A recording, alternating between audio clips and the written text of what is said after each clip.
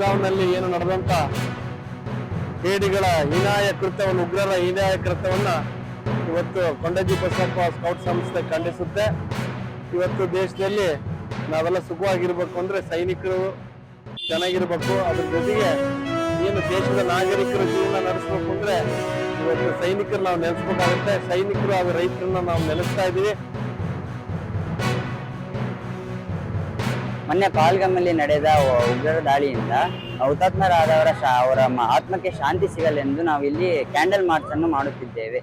ಇದನ್ನು ನಮ್ಮ ಸರ್ಕಾರವು ಉತ್ತರವನ್ನು ಕೊಡಬೇಕೆಂದು ನಾನು ಕೇಳುತ್ತಿದ್ದೇನೆ. ಮತ್ತೆ ನಾವು ಇವರ ಆತ್ಮಕ್ಕೆ ಶಾಂತಿ ಸಿಗಲೆಂದು ಸೇರಿ ಈ ಕ್ಯಾಂಡಲ್ ಮಾರ್ಚ್ ಅನ್ನು ಮಾಡುತ್ತಿದ್ದೇವೆ. ಕಾಶ್ಮೀರದಲ್ಲಿ ನಡೆದಂತಹ ಪಹಲ್ಗಾಮಲ್ಲಿ ನಡೆದಂತಹ ಉಗ್ರರ ದಾಳಿಯಿಂದ ಹುತಾತ್ಮರಾಗಿರುವಂತಹ ಜನರಿಗೆ ನಾವು ಶ್ರದ್ಧಾಂಜಲಿಯನ್ನು ಅರ್ಪಿಸುತ್ತಿದ್ದೇವೆ. ಅವರ ಆತ್ಮಕ್ಕೆ ಶಾಂತಿ ಸಿಗಲಿ ಎಂದು ಪ್ರಾರ್ಥಿಸಲು ಬಂದಿದ್ದೇವೆ. ಹಾಗೂ ಅವರ ಹೋರಾಟದಲ್ಲಿ ನಾವು ಒಂದು ಪಾತ್ರವನ್ನು ವಹಿಸಿದ್ದೇವೆ.